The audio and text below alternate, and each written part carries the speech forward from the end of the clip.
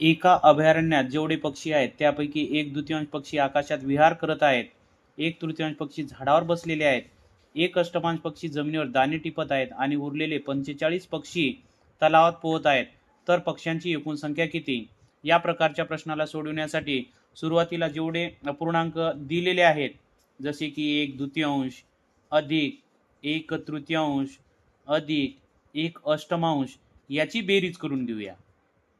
1 आणि 3 ची तिरकस पद्धतीने गुणाकार करून घेऊया. 3 एके 3 अधिक 2 एक 2 छेदामध्ये दोघांचा गुणाकार 3 दुनी 6 अधिक 1 चा छेद 8.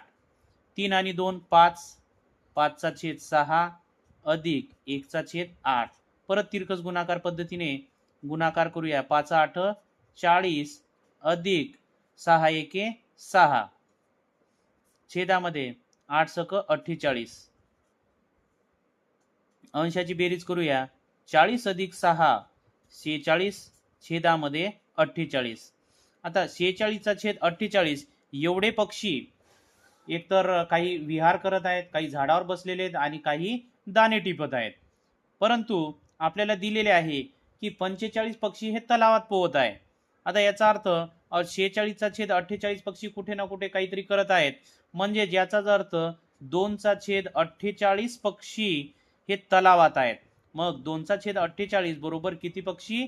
तर 45 पक्षी. आता हे समीकरण सोडवूया. 2 चा छेद 48 बरोबर 45. आता या 2 चा छेद 48 ला बरोबर चिन्हाच्या उजवीकडे नेल्यानंतर गुणाकार व्यस्त संख्येने आपल्याला गुणावे लागेल. मग सुरुवातीला 45 गुणिला 2 चा छेद 48 ची गुणाकार व्यस्त संख्या 48 चा छेद 2. 2 ने 48 ला भागूया आपण. 2 एके 2 2 दुनी 4 परत 2 चूक 8.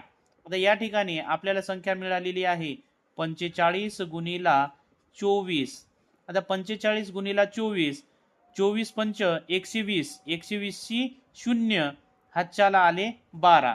त्यानंतर 24 चूक 96 96 आणि 12 108. आणि अशा प्रकारे आपल्याला एकूण पक्ष्यांची संख्या मिळाली 1080.